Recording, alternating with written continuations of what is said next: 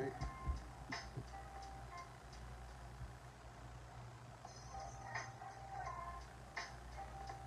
Shalom, shalom, man. For the ones that don't know if they doing the work, man, the number one thing you could do to make it possible, share the video on your social media, you know, share it to somebody that you know that keep asking you questions about this ministry, you know.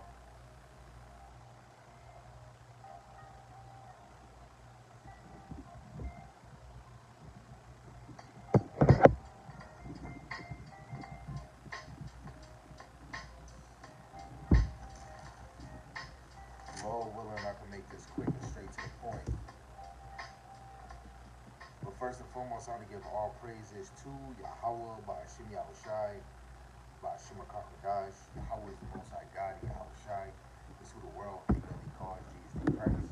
Double honors to the apostles and the elders of the great millstone, who will rule the world through the Spirit, teaching His word and believing His word to the best of their ability. Lord, the Most High continue to put on their spirit to endure. A mighty shalom to the hopeful elect scattered four corners of the earth, teaching His word and believing His word to the best of their ability.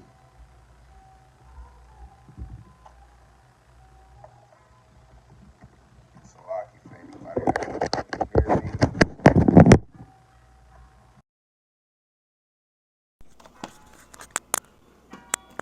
Again, I gotta get my ear system. So Lord willing, y'all can hear me now. But like I said, mighty shalom, to the hopeful elect scattered four corners of the earth, in and out of congregations, teaching His word and believing His word to the best of their ability. Lord willing, the Most High increase them. Lord willing, the Most High put it on their spirit to endure. Mighty shalom to the wives and the single sisters that's playing a role. Lord willing, the Most High can continue to put it in your spirit to endure, right? And Lord willing, the Most High have mercy on the other brothers and sisters that's not in the faith. This lesson is really just about Proverbs 22, verse 1 to 3. And Lord willing, is edifying because, Proverbs is poetry and wisdom. It's go hand in hand. But I'm going to read Proverbs chapter 22, verse 1 and 3 in three different translations, because this is the point of the whole quick 1, 2, 3 lesson. So I'm going to read in the KJV, the NLT, and the GNT. I wanted to smack y'all. And what I'm going to do is I'm going to read all three verses, and then we're going to read each verse again and get the precepts in between, because we want to start with this 2024 to make sure that when we learning, it's sticking. So let's get into it. Proverbs chapter 22, verse 1 to 3 in the KJV. It says, a good name is rather to be chosen than great riches, and loving favor rather than silver and gold. The rich and the poor meet together. Yahweh Shem Shai is the maker of them all. A prudent man foreseeth the evil and hideth himself, but the simple pass on and are punished. I'm going to read this in the NLT first. Verse 1. Choose a good reputation over riches. Being held in high esteem is better than silver and gold. The rich and the poor have this in common. Yahweh B'Hashem Yahushai made them both. A prudent person foresees danger and takes precautions. The simpleton goes blindly on and suffer the consequences. In the GNT, if you have a choice between a good reputation and great wealth, choose a good reputation. The rich and the poor have this in common. Yahweh B'Hashem Yahushai made both of them. A sensible person will see trouble coming and avoid it, but an unthinkable person will walk right into it and regret it. So we're going to deal with the first verse, man. Right? It is better to choose good reputation than great wealth. So choose good reputation.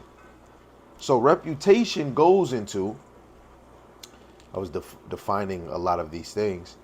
Reputation goes into glory, honor, character, report, or fame. The general belief or opinion that other people have about you, right? And this reputation is really by Yahweh Shem Yahushai. Because when you look at 2 Timothy chapter 2 in the G&T, it says, win the approval of the Most High. So we're trying to choose a good reputation in the eyes of the Lord, right?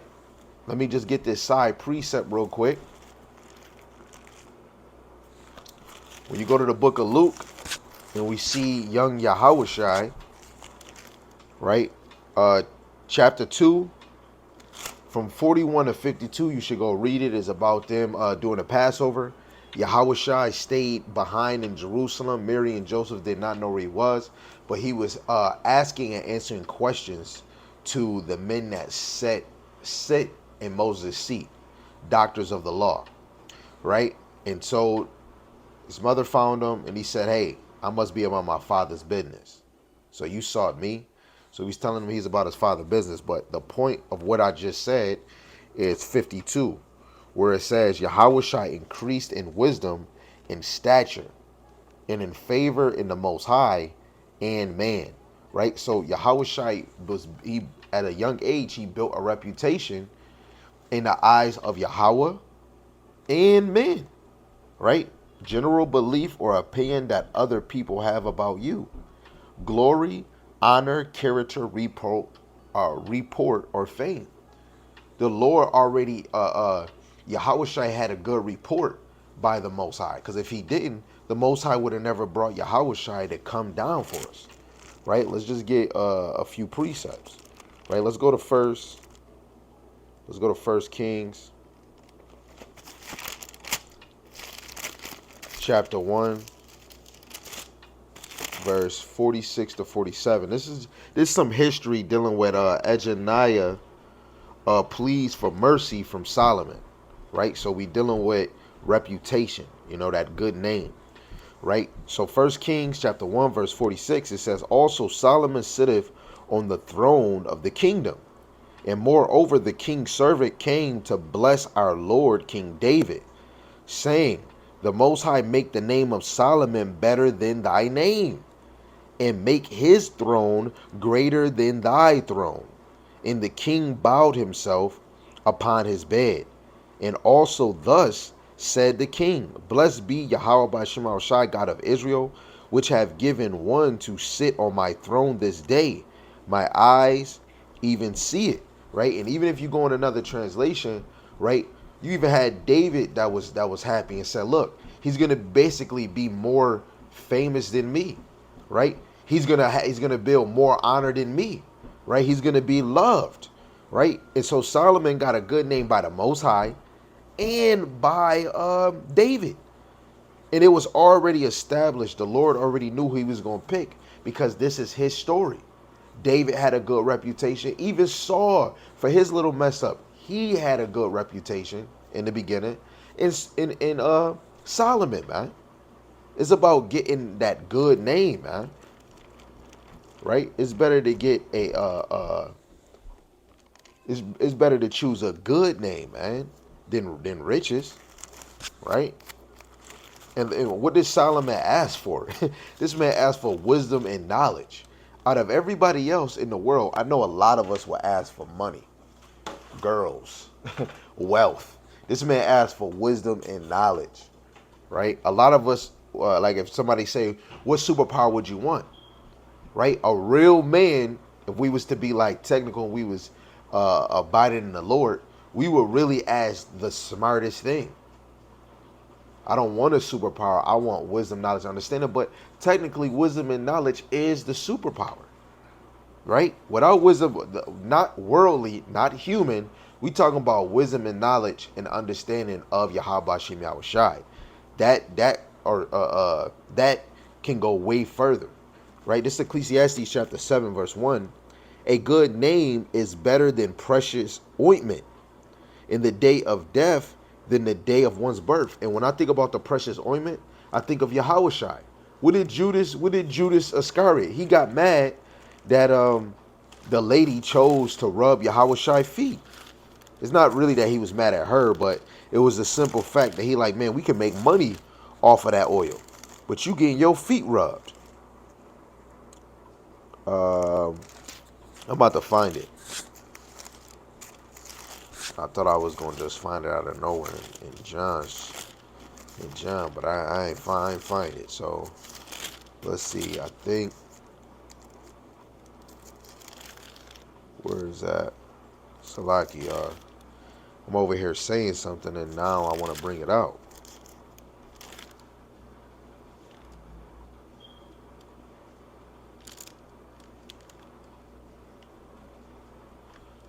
Hold on, y'all. Yahweh, I'm trying to find it. Maybe it's not meant for me to bring it out right now. Right? Yeah, cause it's not in my head right now.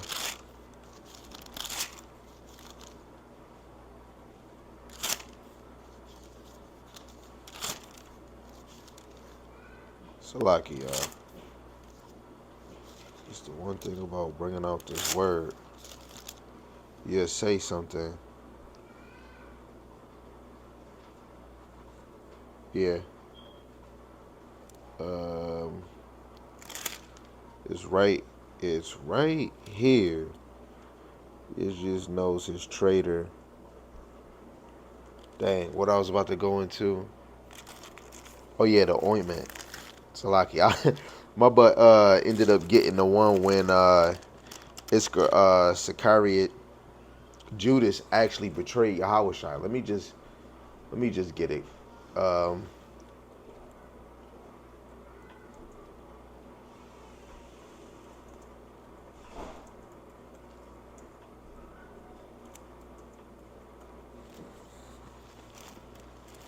See, I didn't want to go to that one, but we'll just go to it. This is St. John, chapter 12. Wait, is this the one that I wanted? Because I want the one when Judas get mad.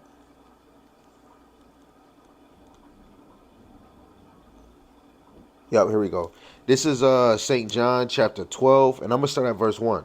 Then Yahweh 6 days before the Passover came to Bethany where Lazarus was, which he had been dead, whom he raised from the dead. There they made him a supper, and Martha served, but Lazarus was one of them that sat at the table with him. Then took Mary a pound of ointment of spikenard, very costly, and anointed the feet of Yahushua, and wiped his feet with her hair. And the house was filled with the odor of the ointment. Right? Even more, the Lord said, "Let her be a memorial." Like in generations, she was going to be talked of. This lady really washed his feet, and then what did she do? She wiped his feet off with her own hair. A lot of sisters wouldn't be doing that. And guess what? This goes back into what we said. If you had to choose between good reputation or wealth, choose good reputation. And she chose a good report. That's a good character, right? Just in the same, just like Mary and Martha. Who was listening? Mary was listening to the word, but Martha was working, and Martha felt some type of way. And she's like, "Lord, can you have my sister come help me?" Nah, she chose what she got. Guess what? She got a good name because she stood up and yielded and said, "Man, I could do that cleaning later, but Yahweh Shai right here, man. We got to get this. You got to imagine Yahweh Shai in front of you, man. I bet you that was an amazing sight." But to stay on the point, it says, verse 4, then saith one of his disciples, Judas Iscariot, Simon's son, which should betray him, why was not this ointment sold for 300 pence and given to the poor? And that shows you Judas don't give a damn about a good name, man. He worried about a money, and that goes back into the lesson, right? What would you choose? Good reputation, great wealth? No, we gonna choose a great good reputation, man.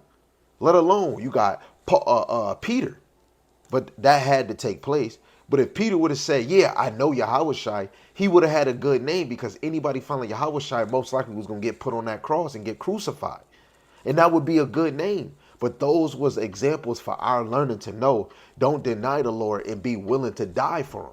That was just an example to not be afraid to die for the name of the Lord, because he knew death was going to come. And that's a good name, man. It's better to have a good name, man. Go look at second. You know what? Let me get this one too, man. The heck we talking about? Let's go to Second Maccabees, the 6th chapter, man. This is a good name right here. And we going, I think I'm gonna go down to 18. I don't wanna bring out too much. But this is Second Maccabees chapter 6, verse 18. Eleazar, one of the principal scribes, an aged man, and of a well favored countenance, was constrained to open his mouth to eat swine's flesh. But he, choosing rather to die gloriously than to live stained with such an abomination, spit it forth and came of his own accord to the torment. Right? So he said he would rather choose to die. Right? And in that same fact, when we go later on, he said, I choose to rather die so that the generation after me can get encouraged to know it's better to die doing the work of following the ways of the Lord, because he was going to die for the law. So now we in this time, you want to die for the whole ministry of Yahweh Hashem Yahushai. I don't care if it's the law, the faith, the belief, or just Yahushai. You want to be one of them people. Sirach chapter 4, verse 28, that I'm bringing out every day. I'm bringing out every day, right? Sirach 4 and 28, strive for the truth until death, and Yahweh Shema Shai shall fight for thee, right? Dying for Yahweh Shema Shai is a good reputation. Yahweh Shai, what do we see in St. John 15, right? No better love. St. John chapter 15, verse 13, greater love hath no man than this, that a man lay down his life for his friends, right? And for him to doing that is going to be a memorial, right? And Yahweh Shai in my heart, and I believe in my household, that we honor the fact and we praise the Most High and exalt him for bringing his son. And we worship and exalt Yahweh Shai, right? Because Yahweh Shai is coming on the behalf of the Most High.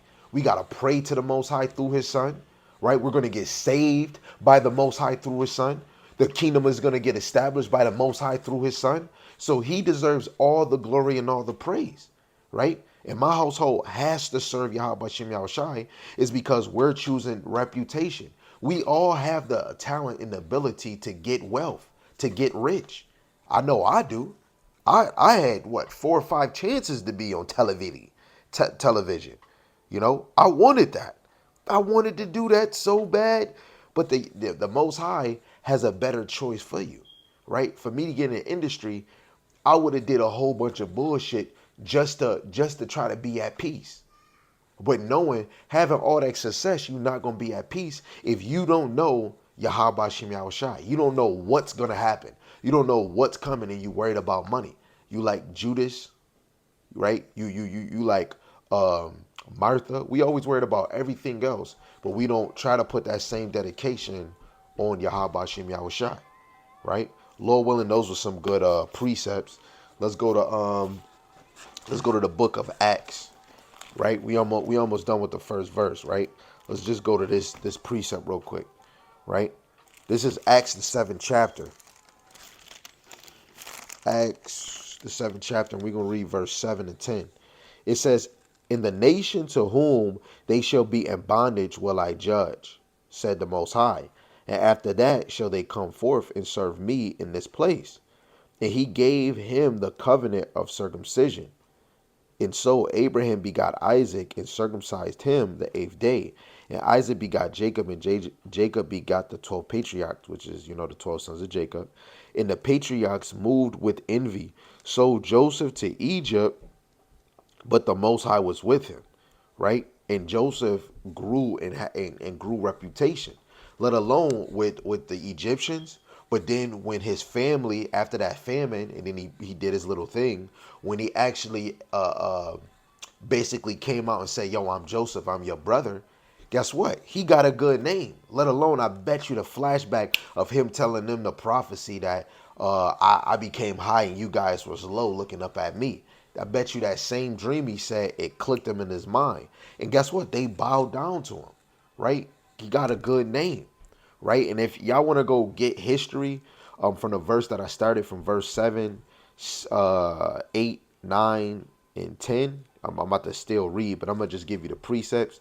Exodus 3 and 12. And you can read some of these verses in the G&T so it can smack you if you're in your beginner stage. But Genesis chapter 17, verse 10 to 14, Genesis 21, verse 2 to 4, Genesis 25, 26, Genesis 29, probably 31 to chapter 33 to verse 18. And then you got Genesis chapter 41, verse 39 to 41. This is just off of me marking it, just to be able to tell my brothers and sisters. In Genesis 37, verse 11, in Genesis 37, verse 28, in Genesis 39, verse 21. But back to Acts chapter 7, reading verse 9 again. And the patriarchs moved with envy and sold Joseph unto Egypt, but the Most High was with him, right? So his brothers sold him, the Most High was with him. Guess what? Joseph had favor in the eyes of the Lord, just like Yahushua. A lot of our forefathers had favor, right, by the Most High. This is even why a lot of us is in the ministry. The Lord had favor. Keep that in your mind.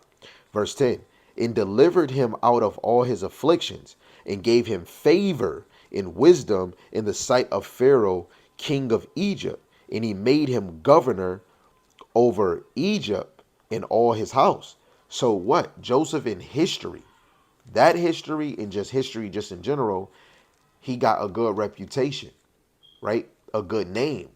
His name got glory. His name got honor, and his name had a high role. He played the character of a governor, right? He had a good report, right? And he had fame, let alone the general belief or opinion that other people have about you. The Lord had favor in Joseph the whole time. And yes, he showed action. He showed action in Egypt, and he grew a good reputation. He didn't lay with Pharaoh's wife, but eventually through the Spirit, the Lord exposed that. But he had to go through a trial and tribulation, let alone certain dreams and visions. You never know how long. The Lord says his people is hidden in prison. Look, Joseph had to go in prison, right? John the Revelator had to go in prison. Paul and Peter, a lot of the elect men found their way somewhere in prison or in bad situations, right? And they were still teaching the word. Something prophetic happened, right? But let's Proverbs chapter 22 verse 2. I'm gonna read the G&T one. It says, "And the rich and poor have this in common. Yahweh Shemashai made them both." And that's a fact. That's just like righteousness and wickedness, right? But I just want to just bring this out too, right? And then we'll just go to the third verse and then end it, right? This is 1 Samuel. Let me see, chapter 2 and verse 7, right? Yahweh Bashim Yahushai maketh poor and maketh rich. He bringeth low and he bringeth up. Let alone he killeth and he maketh alive. So technically the rich and the poor is in the hands of Yahweh Bashim Yahushai, right? The spirit that's in these rich or these elite, they might treat us worse than how Yahweh Bashim Yahushai wanted, because it's in their nature, but everything is in the hands of Yahweh Shem Yahushai. And it's the same way how Jake on this side treat their own people, right? And a lot of people that might treat Jake, they not moving like the real Christians. They not moving like real Israelites, right? We should really supposed to show brotherly love. It should, especially if I labor with four brothers. If I made $500,000, I most likely wouldn't give them all $100,000. But if I could, and I know I can make it back, if I have four brothers and it's me, then that means all four of them could get $100,000. And since they work hard, they can double that money, and it will help me. And especially because of my household, we gonna double that money back again, right? Real love, a brother will go as far for his brother.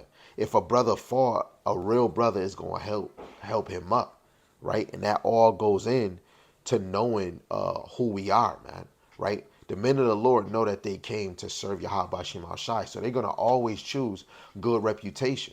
Let alone a real man of the Lord is not is gonna work hard for his money, right? They're not going to take the easy route like a Kevin Hart or so on and so on. The men of the Lord, because of that curse hit us, trying to be a celebrity is us trying to really take a break from the world and being able to do whatever we want. But when we do those things, it's hard for us to focus on the Lord. You got all this wealth. A lot of them, these niggas and these women is nowhere near like Solomon or some of our sisters. Even if they had wealth, like Esther had wealth and all the beautiful things. Oh, our mother suckers is idiots. They're dumb. They just said that Sexy Red has the best song in the world, but when you look at it, no learning in her music. How the hell is that the best song in the world? You know, when we go into the Maccabees, they tell you that the women's beauty faded away. Women are choosing ornaments, gold and silver instead of a good fucking name. A fat ass. I love booty. We all love booty. A woman would choose a BBL instead of a good name. Women say that men, we want women with fake booties more than real. No. Now, some of us men, we just love booty. Yes, we'll take that. Some of y'all niggas is probably choosing that over the real one. But real men, we want real. When you die and you get into the kingdom, however born, however it works, you gonna have a real booty. Ain't no fake booties in the kingdom. So you got to think a lot of us is choosing money and wealth, fame and fortune instead of wisdom, knowledge and understanding, or a good name, right? In history, especially in the past, every man and every woman wanted wisdom and knowledge and understanding, right? We made better decisions. We had common sense. Now that you have a chance to make your own garment, have your own style, rule your own house, we ain't got no king. Look, when we ain't got no king, everything we try to do is be like the nations. Even if we don't have a king, or if we do, we can't deal with being our people. Like, Israel is the salt of the earth. Why the hell would we want riches and wealth from these other nations? We can't even deal with getting the reputation of the Hebrew Israelites. They stick together. The Hebrew Israelites, they have good households. The Hebrew Israelites, they know how to party. The Hebrew Israelites, they keep high holy days. They don't do holidays. We don't have that as being popular in the world. Rahab, she knew of us. In the scriptures, all the nations knew who we was.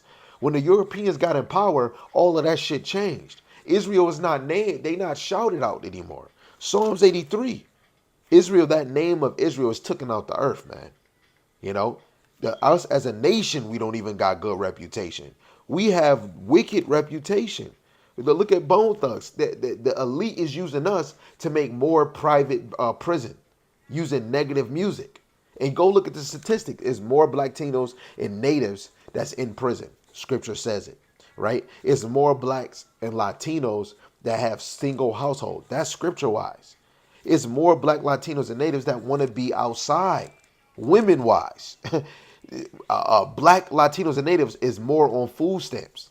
It's plainly, man, right? We definitely use the Edomite system, right? So now verse 3 in Proverbs 22 in the GNT, it says, this is the important verse. It says, sensible people will see trouble coming and avoid it, but an unthinkable person will walk right into it and regret it. Now, it sums up the whole lesson. A person that is choosing good reputation is going to be the sensible person to prepare for trouble. Even if they don't see it, they heard that trouble is coming, they're going to prepare. But somebody worrying about wealth and riches, they will never prepare. And that's the two-third. That's you two-third nigglets, man.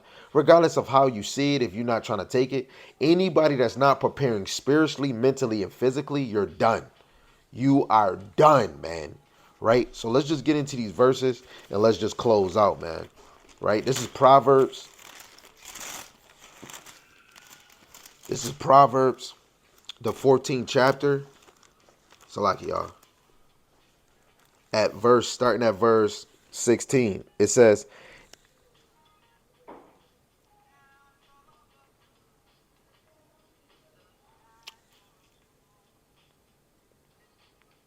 okay, I'm going to start at 15. It says, the simple believeth every word, but the prudent, which is a wise man, looketh well, looketh well to his going.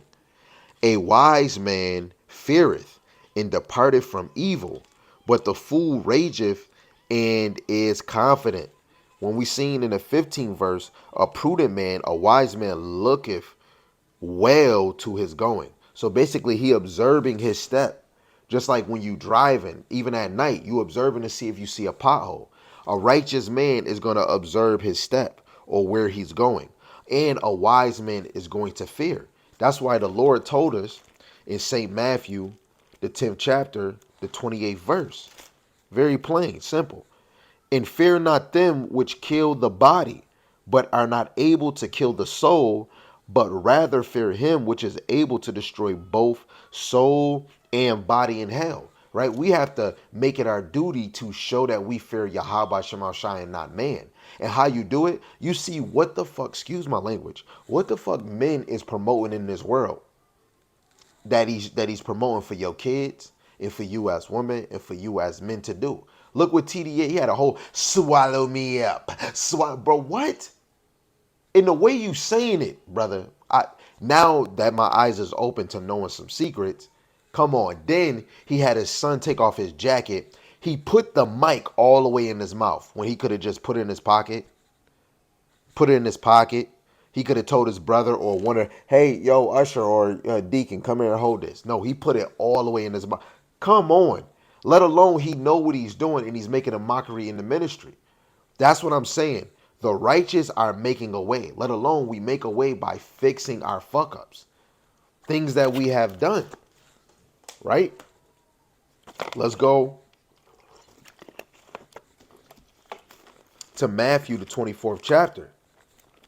We're just going to go to one verse. Verse 44.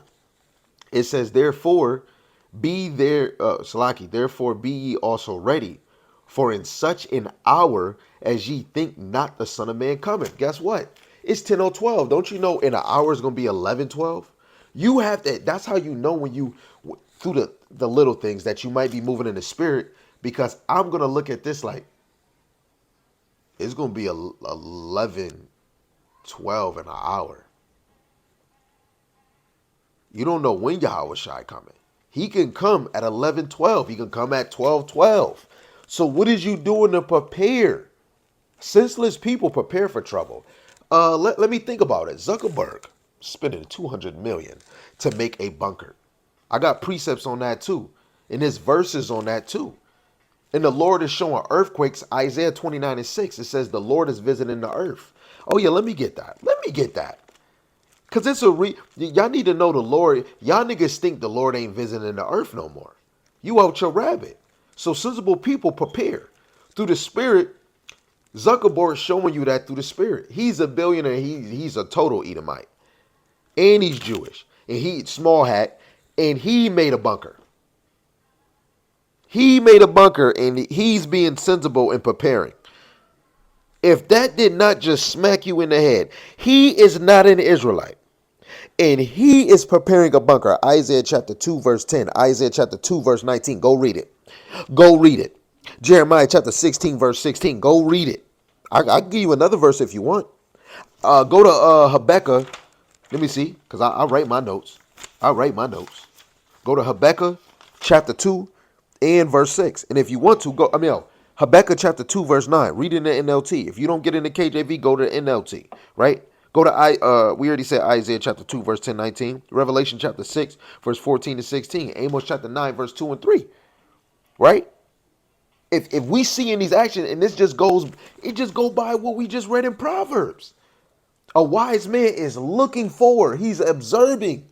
That's why the men of the Lord, even you daughters of Zion, if you got ahead or if you watching the elders and men, you're going to observe too.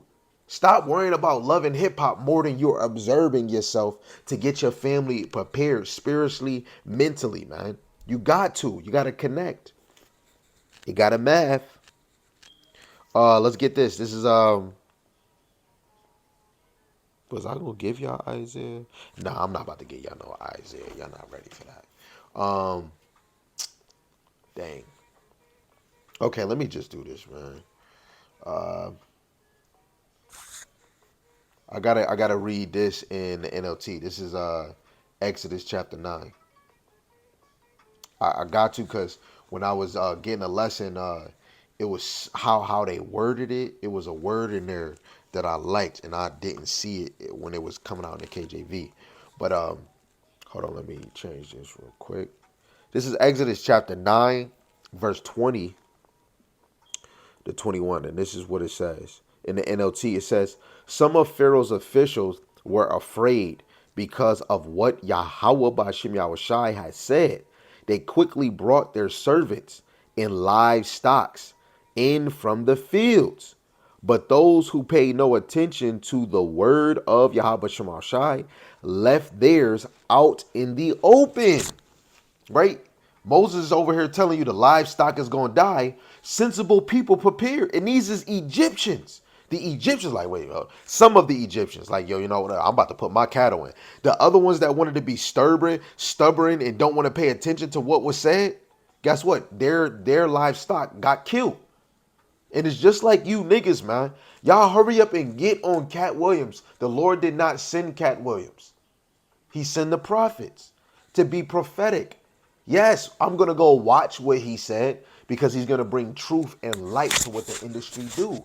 And that's supposed to be symbolic to us to stick the truth. First Ezra, the third chapter, verse 12, the truth take away the victory. So if he's showing symbolically truth, the truth is the most dangerous thing in the earth. That means what other truth can we go further? Guess what? You can go further than Cat Williams. Let's see somebody that's really teaching the word. The Lord sent the prophets to expose these things, right? Why did he do that? So that the other righteous that cleave on to these men that's teaching, they're going to be the sensible people that will see trouble coming and avoid it. But the unthinkable person will walk right into it and regret it later. That's the 2/3 nigglets, man. How is Esau, these mother suckers that already know, they're showing you that they're more sensible than you because they already know what's going on. But the Lord sent the prophet. This is how you know our people, it's hard for the 2/3 to ever believe in Yahweh Shem Shai, is because y'all want the Lord to do some magic mystical, but he does miracles that's right in front of you. Now I know why I was coming to Isaiah, just to show you, right? The Lord shows miracles, but y'all don't see it. Y'all believe in the magician. Look at this. I'm about to make this bottle float. I can't really do it. But y'all want to see that, but the Most High works so smooth. Smooth. So pay attention. Isaiah 29 verse 6. Thou shalt be visited of Yahweh of hosts with thunder, with earthquakes, great noise, with storms, tempest, and flame of devouring fire. That man that got burnt in that car, however it happened, and he died and he was so-called an Israelite. Thunder. Don't we get thunderbolts out here? It's thundering outside, guys.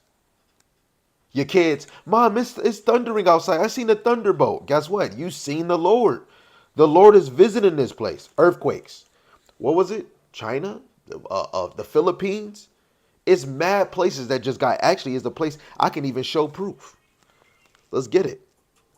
You know Israel, they don't believe nothing, man. They don't believe nothing. They all want to see. I want to see.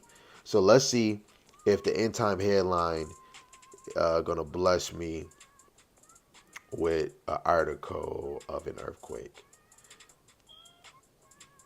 Let's see. Let's see.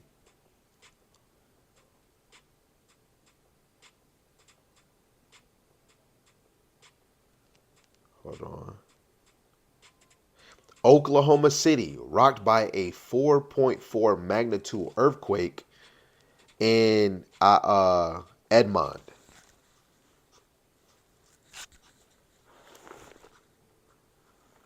Say it right there. So that's one. Let's see another one. Let's see if we can see another one.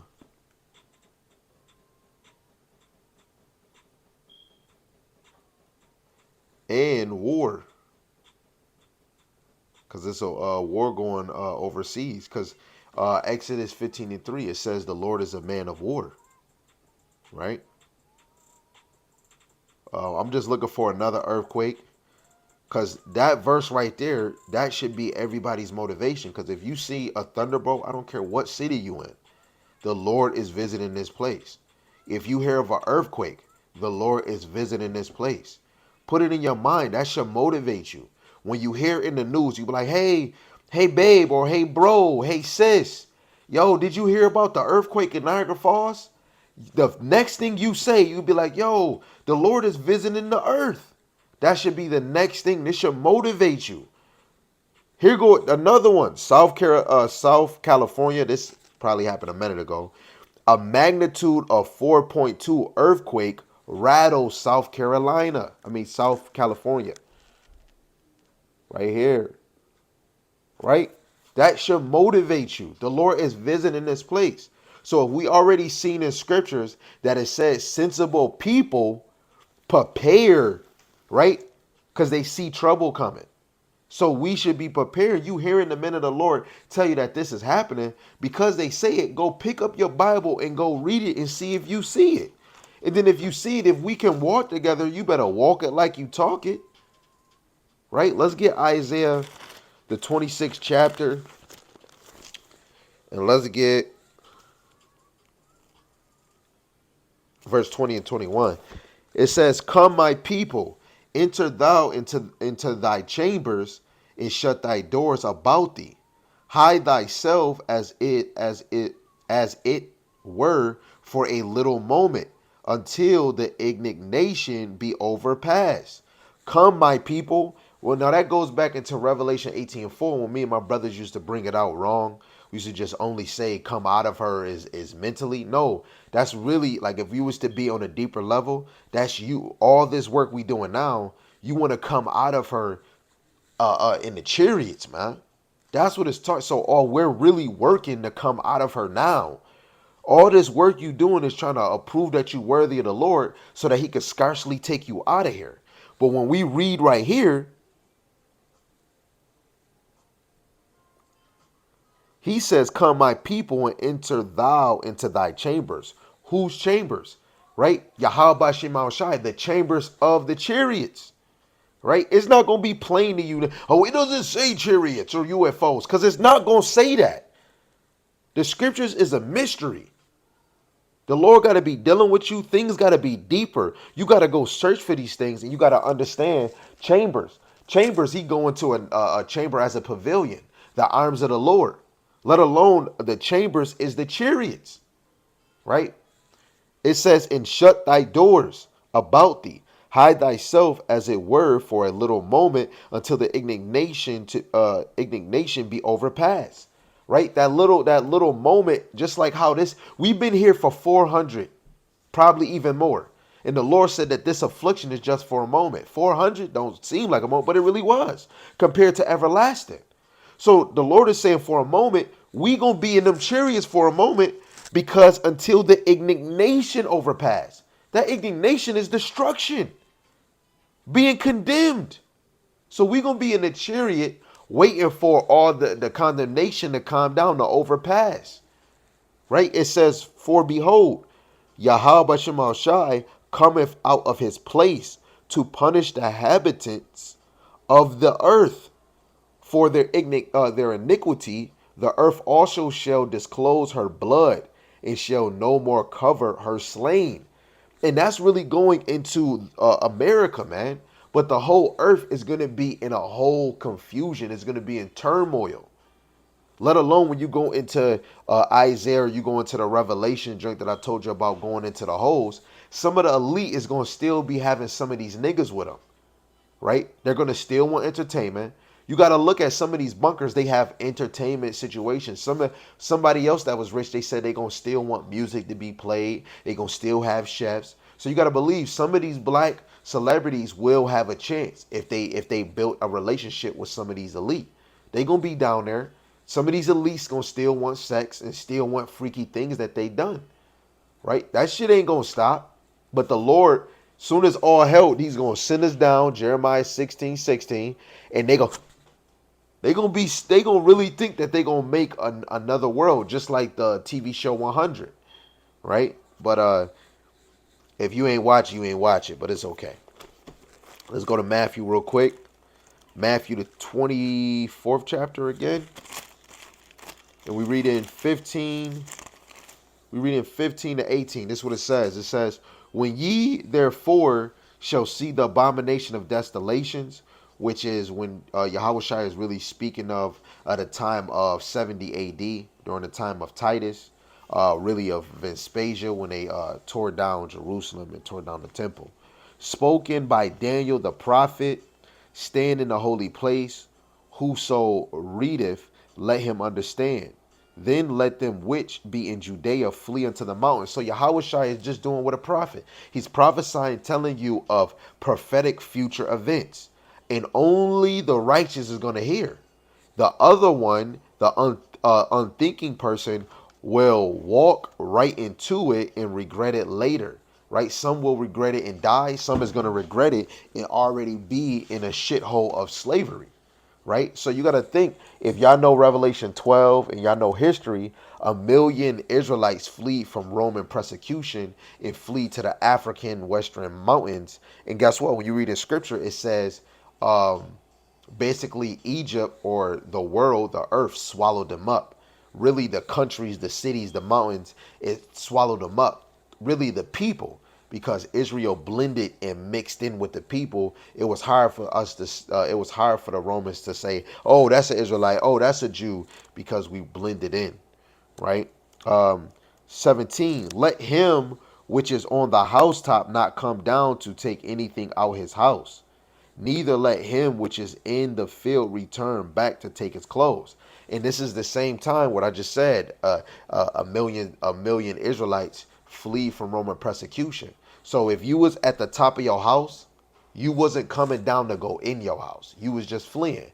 And if say if you was in the field, you was at work, you was in another city, you wasn't coming back to your city to come to your house. Soon as you knew you was at the field, you was at the store, and you know when you driving, you start seeing. Because I seen the one dude in this TV show or this movie, he was driving, he was coming home, and he seen cops, and he just kept it moving. Right? You're not gonna go back to your house. You're gonna keep on moving. Right? And this is in the time of when the Israelites was fleeing from Roman persecution, but ain't nothing new under the sun.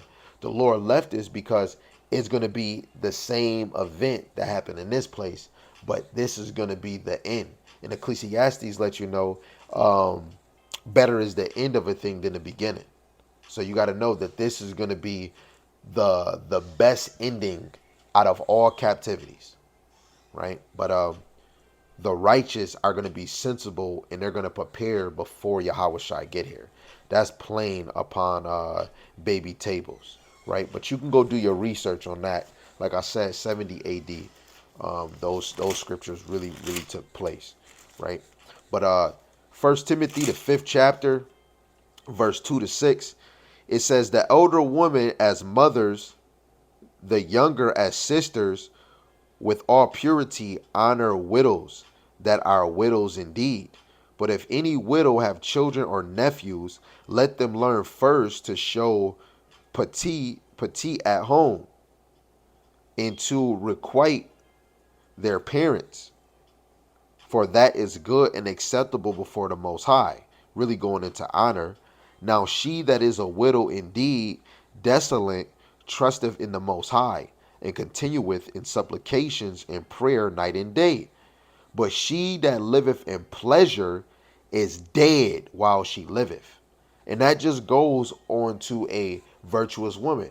A virtuous woman is noble. A virtuous woman is shamefaced. A virtuous woman is righteous, because that's what a virtuous woman is, right? And this woman yields to authority. It's not when she decides, no, all the time. Because it says, but she that liveth in pleasure is dead. So a woman could just be, I only have pleasure from my husband, but as soon as the word come out, she don't have pleasure in that, right? She don't have pleasure in how the man order his house off of the counsel of Yahweh Shema Shai. Most likely that woman is dead, right? But a woman should move off of the pleasure of playing her role, right? Most cases, a woman is going to be loving and silent. She's going to do that on her own. What all do a woman, what else, what real conversation is a real woman going to have with her husband? If it's not about about sex, I'm putting it in an order. sex. You talking about you need $1 or a bill paid, right? Or them kids, right? How her day was, or if she was at work, right? The women not about to talk about sport, right? She ain't about to really go into scriptures, have a whole breakdown towards me. She's not gonna really break down women towards me the same way I will, because a man really supposed to be teaching a woman how to be a woman, right? Not really a woman teaching another woman, because in the scriptures it would be a woman teaching a young single woman, right? But when we read in these scriptures, a real woman of the Lord, let's read it again, but let's get a little spicy with it. I like the G and T, but I'll go into the E and T, because I always see Elder Tahir, bring out the NLT, you know. So let's read this again, but let's read it with some more flavor, you know. This is First Timothy, the 5th chapter, and we starting at verse 2 again. It says, treat older women as you would your mother, and treat younger women with all purity as you would your own sisters, right? And how would you do your sisters? Protect them. So younger women, like if you got that goes for anybody. You got an older woman, you gonna that younger sister, is way different, right? But saying that part again, treat younger women with all purity as you would your own sisters. Take care of any widow who has no one else to take care for her. Then it's a brother in the ministry that I don't know what ministry he in, but I seen it on YouTube where a sister, her husband died, and a brother in this she was already cool with, but in the ministry he became like a head, like a hedge for her that she can count on, right? But a man's duty never stops. So I'm gonna read that again for any sister and anybody that's listening. Take care of any widow. A widow is a woman that lost her husband through death, right? Whatever death, famine, disease, or really being killed, who has no one else to care for her. But if she has children or grandchildren, her first responsibility is to show godliness at home and repay their parents by taking care of them. This is something that pleases the Most High. Now, a true widow, a woman who is truly alone in this world, has placed her hope in the Most High. She prays night and day in asking the Most High for his help. But the widow who lives only for pleasure is spiritually dead even while she lives, right? And that means that girl is out there to open up her legs to get some dick. But a woman that's really connected with the Lord, it already said that that girl is praying day and night, asking the Lord for help. She ain't going to man or Facebook, oh, I'm single, I wish I had a man. No, a real woman, now her husband is dead. She don't even hurry up and go look for another man. Because to get another man in the world, you really can't really look with your eyes. It has to be you have to look with your spiritual eye. Right? But don't want to stay on that for too long. Let's go to this one. Right? Like I said, we almost done, man. Sometimes the lessons got to get critical. This is Hebrews 11:6, what I just brought out to my family earlier. It says, but without faith it's impossible to please him. Right? So I believe that I need to be getting prepared for Jacob's trouble, the famine of the word, especially the mark of the beast, the hour of temptation. Right? And I have to prepare for a falling away. Right? The love of many shall wax old. Right? I have faith that I need to get my shit right. I need to get myself right spiritually and mentally. Right? Because without faith it's impossible to please him. For he that cometh to the Most High must believe that he is, and that he is a rewarder of them that diligently seek him. Right? Diligent means daily. I'm not going to even go too deep with that. It says he's a rewarder of them that seek him diligently, daily.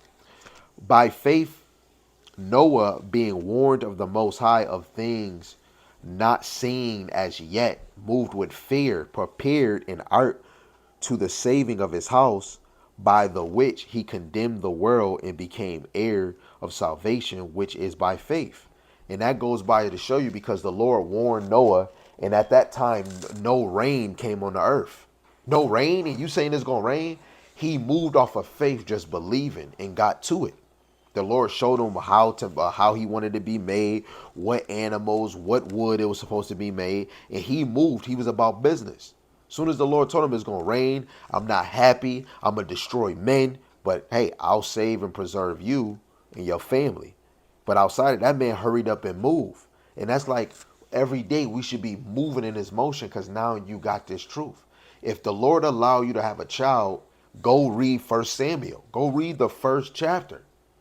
Hannah couldn't have a child, and look at the work that she did. She fasted and prayed. This girl was not, hey, just keep laying with me, keep laying with me. They were going to lay and have sex regardless. But the Lord didn't show, she just kept having, he didn't even use the word. He just showed that she kept praying and fasting.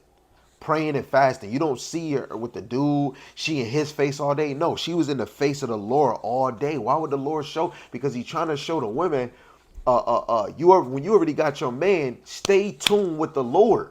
Stay tuned in being busy.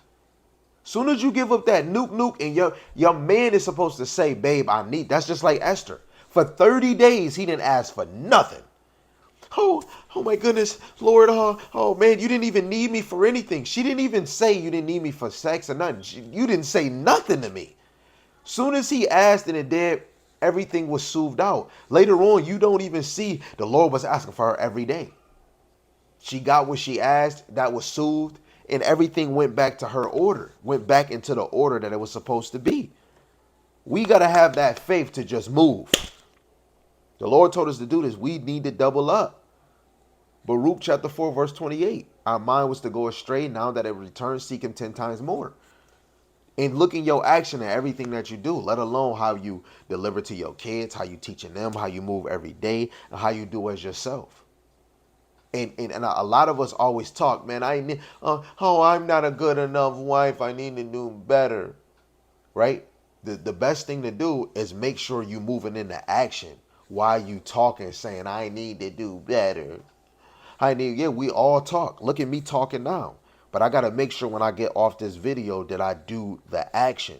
The action is when it gets revealed that you're doing it. That talking, niggas hear you talking and they waiting. And you don't even know that they waiting. They laughing. And then that problem that you got going on, they see it and like, I thought she said she was working on it. A week go past, a month go past, another month, 4 months, 6 months, and she's still doing the same thing.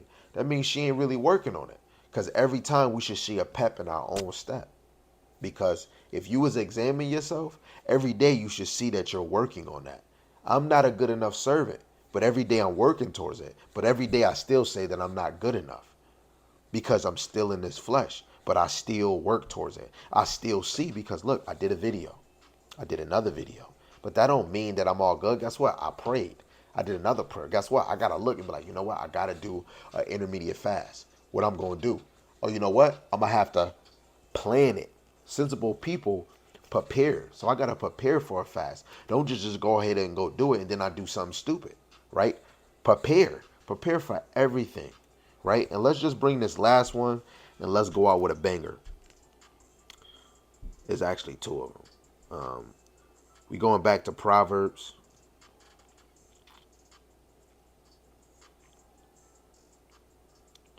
This is Proverbs chapter 7, verse 7 and 8 in the NLT, right? 7 to 8. It says, I saw some Salaki.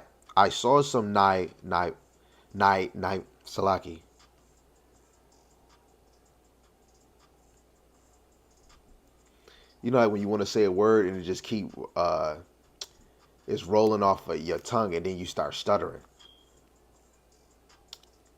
It's there. Navim, not Navim, look, I'm about to just write it on here, man. It's not rolling off the tongue right. Naive. There we go. Naive. I had to see the little comma thing. Naive. There we go. Especially when you got a freaking man, whatever. Naive. Salaki. Laugh. I saw some naive young men, and one in particular who lacked common sense. He was crossing the street near the house of an immoral woman, scrolling down the path by her house. And this is us preparing. And if you should read the whole thing. It goes into another warning about immoral women. So let's read that part again so y'all can pay attention.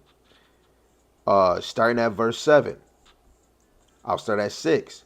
While I was at the window of my house looking through the curtain, I saw some naive young men, and one in particular who lacked common sense. He was crossing the street near the house of an immoral woman, scrolling down, because she was married, scrolling down the path by her house. And let's drop down to 18, and we're going to read to 27. It says, "Come, let us drink our fill of love until the morning. Let us enjoy each other's caresses. For my husband is not home. He's always on a long trip. He has taken a wallet full of money with him and won't return until later this month." So she seduced him with her pretty speech and enticed him with her flattery. This is why a man has to always hold on to his power. Now, unless he give, right? But we don't want to be gullible out here, right? It says, he followed her at once, like an ox going to the slaughter. He was like a stag caught in a trap, awaiting the arrow that would pierce its heart. He was like a bird flying into a trap, a snare, little knowing it would cost him his life. So listen to me, my sons. Pay attention to my words. Don't let your hearts astray away toward her. Don't wander down her wayward path. For she has been the ruin of many, many men have been her victims. Her house is the road to the grave. Her bedroom is the den of death. And that was just an example for this whole lesson, right? The sensible people will see trouble coming and avoid it, but an unthinkable person will walk right into it and regret it. So just in that is just like looking at a woman that's actually married. And you could just be naive and just go with it. Just go with the business.